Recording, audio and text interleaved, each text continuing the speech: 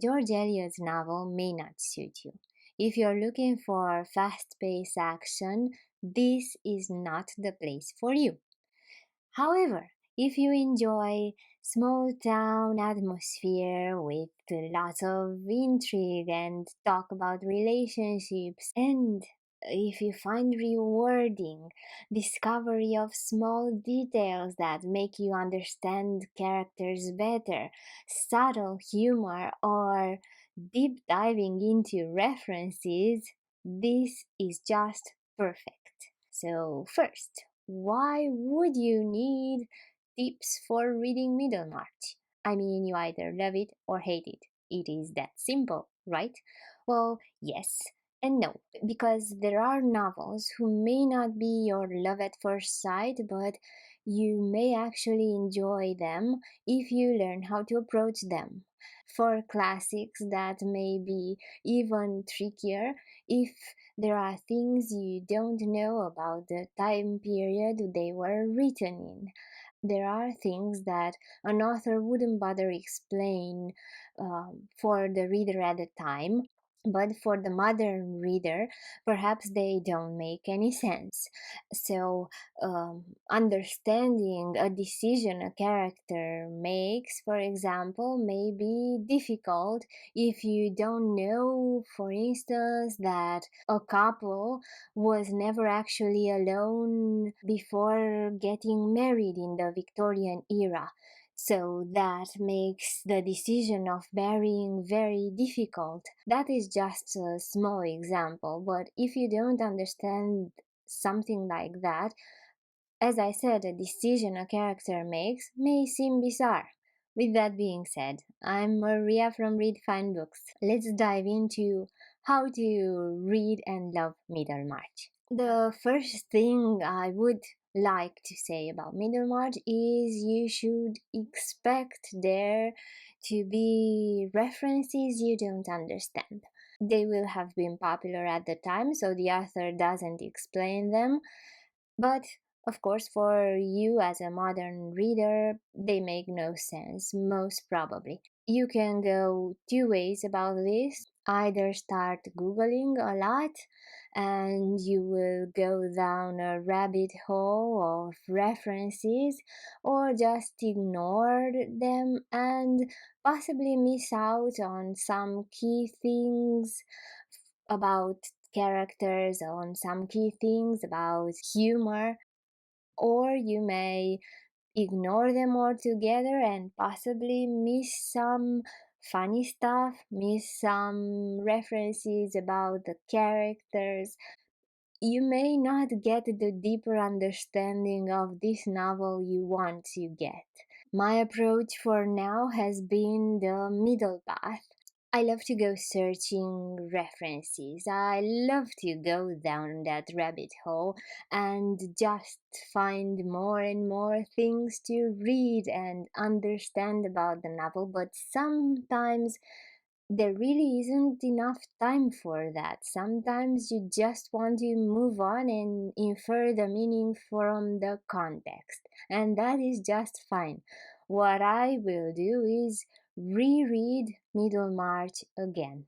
From my first read, I uh, I got lots of things because I did this research, but there are things I'm still missing and I want to read it again. So, and I want to understand them because they are fascinating and I love George Eliot's writing. So, I will reread the novel. Rereading, it's not a bad thing. It adds layer and depth to your understanding. So I'm an advocate for rereading at least classics.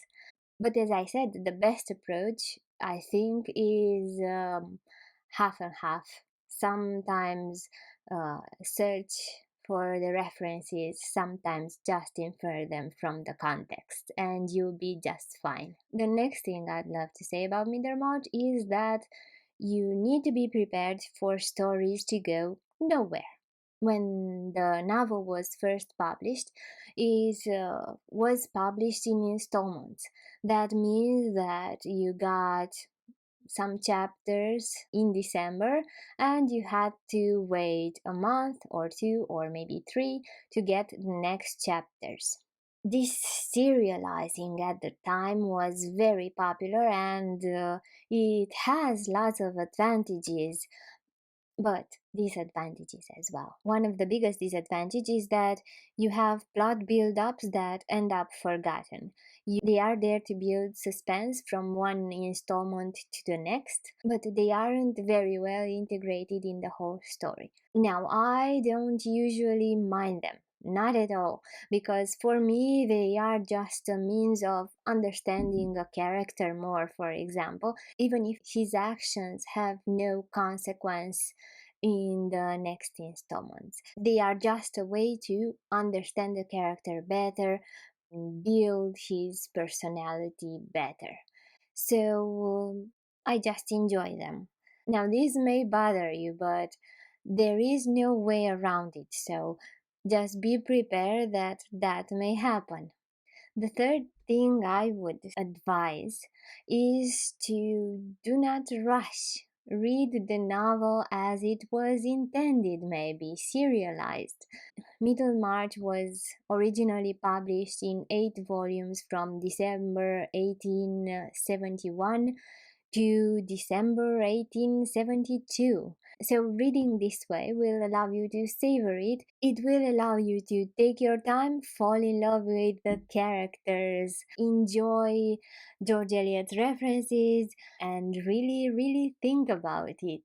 Reading in installments is a different experience, and it is a gratifying one, I think. It will also help a lot with the plots that go nowhere, because you will experience the build up and never mind about things not going anywhere. The next tip would be to talk about the book. Yes, find readers just like you who want to talk about it.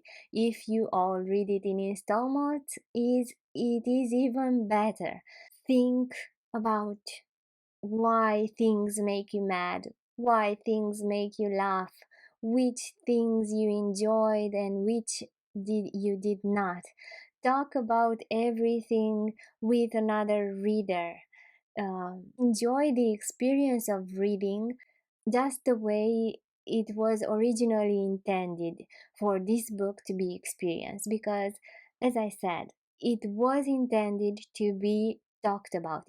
It was intended to be read throughout an entire year and generate conversations.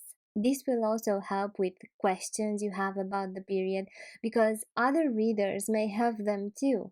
Other readers may have more insight than you and will be glad to help you to understand the novel better. Reading as a group or reading with the body will help you enjoy the experience more. The fifth tip I have is to treat Middlemarch as the universe it is. Middlemarch is a study of provincial life. Middlemarch has no intention in having you follow a character until she gets married and then go out into the sunset, never hear anything more about her.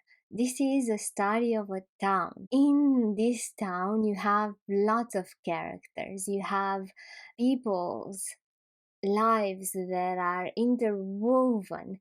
It is a small town. People are weary of newcomers.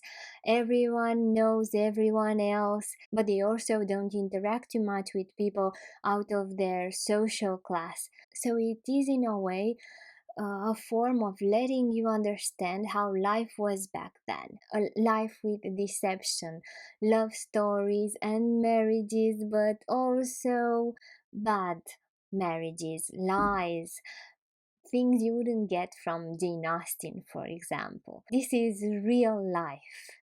Characters are so fleshed out, you just think of them as your neighbors. Furthermore, although the town is small, in this town, things happened that happened all over Britain in that time period. George Eliot specifically chose the 1830s as a period when Britain's history had lots of changes, and these historical changes affect people differently according to their social status. And that is another thing that is interesting to observe and discuss. And even more than that, observing how these people's lives intersect each other creates a build up, and there are things you only understand at the end of the book. There are details that will reveal themselves only in the end. This makes the entire reading fascinating. So I do urge you to read this novel. I urge you to read it in installments as it was originally published, and read it in a group or buddy read. That is the best way to enjoy Middlemarch, and you will be just amazed at how wonderful the talks can become if you just enjoy it the way it was intended to be read. If I have convinced you and you are interested in reading Middlemarch this way, Nicole from Dusty Book Sniffers on her Discord channel has a group starting Middlemarch just this December. I'm part of that group because I loved Middlemarch and I want to reread it. As I said, I understood some of the references, and now I want to get a new, improved reading of Middlemarch. So I will also be talking a lot about it the next year, again on this channel. But if you want to read it in installments, just the way we will, you can use Nicole's Discord server to get into a group read. Let's discover this book in a new way with new eyes and in a unique experience. That is it for me. Thank you so much for watching. I'm Maria from Read Fine Books. Have a wonderful day.